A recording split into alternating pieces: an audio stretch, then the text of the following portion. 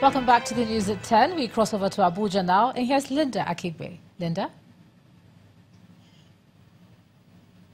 Hello, Ijoma, and welcome to Abuja.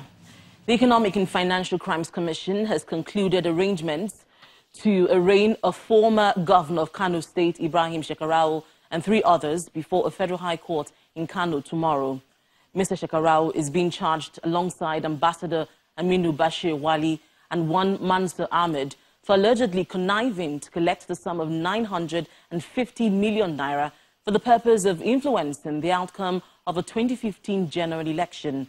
The money is alleged to be part of the $115 million distributed by a former Minister of Petroleum Resources, Yazani Alison Madweke, for the purpose of influencing the outcome of a 2015 general election. It is further alleged that the defendants distributed the money without going through a financial institution in clear violation of provisions of the Money Laundering Prohibition Act. The accused persons are currently being detained at the Commission's Kano Zonal Office awaiting arraignment. Now to legal matters. A federal high court in Abuja has ruled that the former spokesman of the People's Democratic Party, Mr. Olisametu, be tried in absentia. The court dismissed an application filed by Mr. Metu seeking to halt his trial due to ill health. Ruling on the application, Justice Okonabang says the court is entitled to proceed with the criminal trial in Metu's absence, considering his previous attempts to frustrate the court. The court also ordered that the general manager of Channels Television Abuja and the presenter on the station's breakfast show, Sunrise Daily, be summoned over allegations of prejudicial statements made on the program.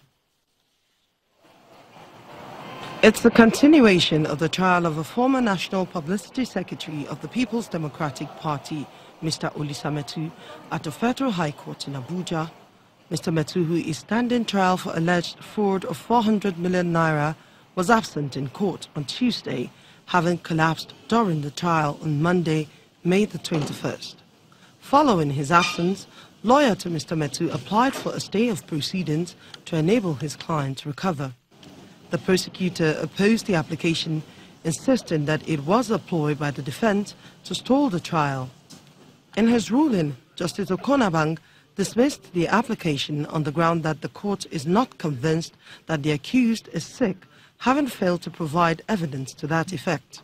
He also ordered that the general manager of Channels Television Abuja and the presenter, Maokwe Ogun, be summoned to explain why the station aired prejudicial statements made by a lawyer in Mr. Metu's defense team during its breakfast show, Sunrise Daily, of Tuesday, May the 22nd, 2018. Lawyer to Mr. Metu, however, insists that his client is ill. He also said the summons on officials of Channels Television is unnecessary. In my objection to that particular application, I did argue that it was based on hearsay that is not admissible in law, but the court felt otherwise and made the order. The prosecutor disagrees, saying Mr. Metu is only out to frustrate the trial. His presence is no longer needed because he has misconducted himself in a way that the law itself gives the prosecution or the court the right to continue the trial in his absence. Although Mr. Metu seemed to have collapsed in court on Monday, the 21st of May, Justice Abang believes it's a ploy to delay the proceedings and that trial will continue in his absence. And that's all from Abuja. Back to you, Ijoma. Thanks a lot, Linda. And now to some company news. Seahorse Lubricant Limited, makers of vehicle lubrication products, has received the thumbs up from the Standards Organization of Nigeria after an evaluation tour of its factory in Anambra State. The Deputy Director and Head of Chemical Department of SON, Mr. Samuel Agbola, who led the inspection team, says the company surpassed their expectations, which earned it the recertification. This is Seahorse Lubricant Limited, situated along the Onitsha-Owerri Expressway in Anambra State. Today, the organization is playing host to officials from the Standards Organization of Nigeria who are here to inspect its facilities. We'll use this place for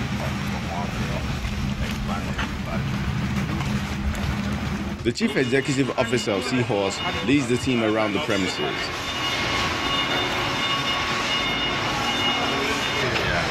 From the look of things, it seems there may be some positive information. And indeed, there is. These products have genuine markup certification, and that the certification was not given on assumption. There were tests that were properly carried out and recommendation properly made.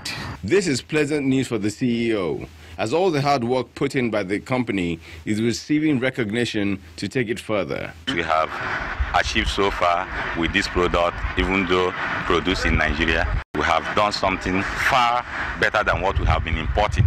So I think it's doing well in the market. On hand to lend support is the group chairman of Allocation Transport Limited, who attests to the quality of Seahorse lubricants.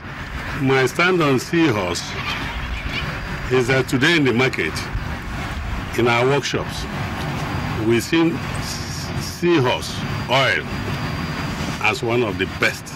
With this endorsement by the Standards Organization of Nigeria in the bag, Seahorse Lubricant Limited appears set to oil its way to the top. Let's take a look at some more business news. Here's Kayode Okikiolu.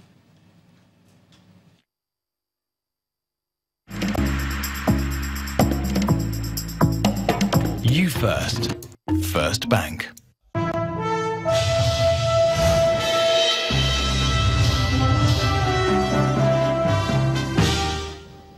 Thank you, Ijoma, and welcome to Business News. A total of 701 billion naira has been allocated for distribution to the federal, state and local government for the month of April, while gross statutory revenue for the same month is set to have risen to 613 billion naira. Speaking after the monthly Federation Accounts Allocation Committee meeting in Abuja, the Permanent Secretary of the Ministry of Finance, Mr. Mahmoud Isadutse, explains that the figure shows an increase from the 626 billion naira disbursed in March. Food, Beverages and Confectioneries giant Nestle Nigeria PLC has declared a 33.7 billion naira profit for the year ended December 2017. The company's chairman, Mr. David Ifezulike, who gave the figures, also announced a total dividend payout of 21.7 billion naira at 27 naira 50 kobo per share for every 50 kobo ordinary share. Mr. Ifezulike was speaking while addressing the company's shareholders at the 49th Annual General Meeting in Lagos. It's that time of the year again for shareholders of Nestle Nigeria PLC to review the company's operations in the last financial year. Gathered in this hall are members of the board of directors, shareholders and other stakeholders. The final dividend of 21 billion 798 million 46,930. That is 27 naira 50 kobo. Presenting the company's scorecard, the chairman explains that although the outgoing year has not been an easy one, the company was able to surmount the challenges through hard work and activation of new products. 2016 was not very good, but we took advantage of the improvement in the economy and focused on new product applications and route to market, which was very aggressive. And we work very hard with some local suppliers, so we use a lot of local materials in our products. And the shareholders are pleased. So we want to commend the company for the resilient, despite the economic terrain where they operated upon, despite area that, Boko Haram insecurity, but still people are still having their food, they're still supplying, distributing across the nation. So the dividend payment from Nestle has met shareholders' expectation. Just that by nature, shareholders always ask for more, and we have charged the board to do more against next year. The company is happy that consumers have continued to give preference to its products. Look, the first and most important part is that the consumers have continued to give us the preference for our brands, the preference for more nutritious products, and as well the preference for a company that is making a difference in Nigeria. Major highlights of the company's financial results show a significant rise in all its indicators against the previous year. Revenue rose to 244.1 billion naira, profit after tax up to 33.7 billion naira, while earnings per share rose from 10 naira to 42 naira 55 kobo. Well, bearish sentiment maintains dominance at the local equities market with 4 major sectoral indices closing in the red. And this is due to more profit taken by short-term investors. Let's now join Chimeze Obiwagu for the details of today's trading.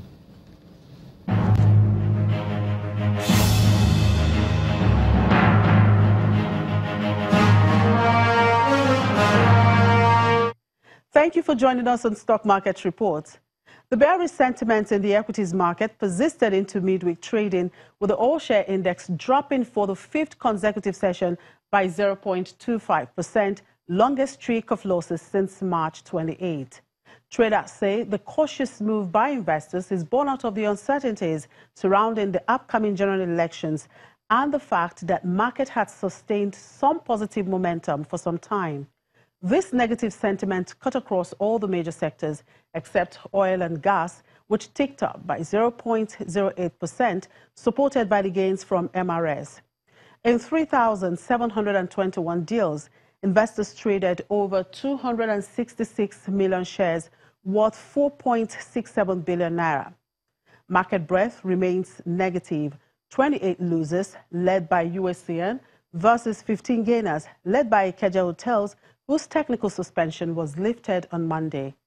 While continued sell-offs suggest investors should trade equities cautiously, particularly in the short term, analysts say strengthening macroeconomic fundamentals remain supportive of gains in the medium to long term. And that was the Stock Market Report. I'm Chimeze Obiwagu.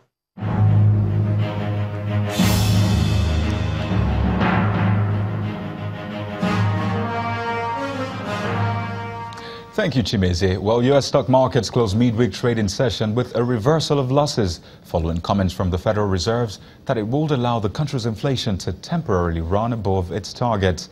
Meanwhile, it's downbeat performance for other world markets.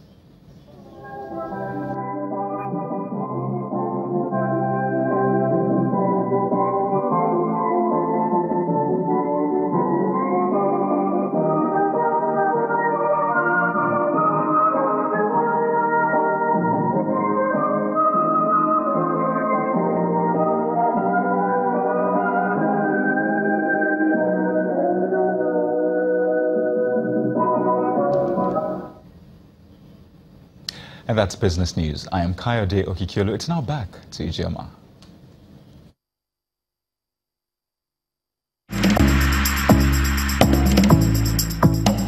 You first. First Bank. Thanks a lot, Coyote. The management of GoTV Nigeria has given subscribers the assurance that the company will spare no expense to promote top-quality football events in Nigeria and across Africa. The pay-TV giants who sponsored the friendly between Nigeria's Super Eagles and Atletico Madrid in Uyo will beam the 64 matches of the FIFA World Cup live to all its customers here in Nigeria. New and existing customers can also expect to enjoy top-quality service from GoTV. Excited fans at the Godswill Akpabio International Stadium, Uyo, to witness the friendly between Super Eagles of Nigeria and La Liga giant Atletico Madrid.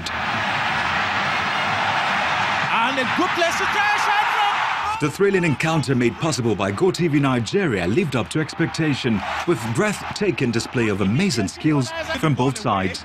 And an opportunity for these Nigerians here, and that should be the equalizer. Fantastic! What a goal that was! What a goal that was! The organizers revealed that the initiative was inspired by customers' growing demand for more sport on the GoTV Nigeria platform. When we launched GoTV Max in October last year, it was a fulfillment of our promise to our customers. Our customers had been yearning for more sports on GoTV, so we launched our flagship bouquet, which is GoTV Max, and we loaded it with the best of La Liga. So all La Liga matches are shown on GoTV, and in line with our promise, we've brought the best of Spanish entertainment in sport and football to Nigeria with Atletico Madrid. They also reaffirmed their commitment to the promotion of top sporting events to satisfy GoTV's teeming subscribers in Nigeria and across Africa. Well, there's two things that we're trying to do here. One, we're saying thank you to our customers for accepting and supporting us in buying our GoTV Max, which was introduced in October last year. And secondly, to help popularize the league, and thirdly, to also give a friendly game of quality to the Super Eagles, who we've always been a partner and a proud supporter of. With this prestigious event, GoTV appears set to remain in the forefront by delivering world-class sporting events to their esteemed customers. Still ahead on the news at 10, quarter-finalists emerge at the 2018 Channels International Kids Cup as former Super Eagles captain Joseph Yobo commends initiative. That's more sports when we come back.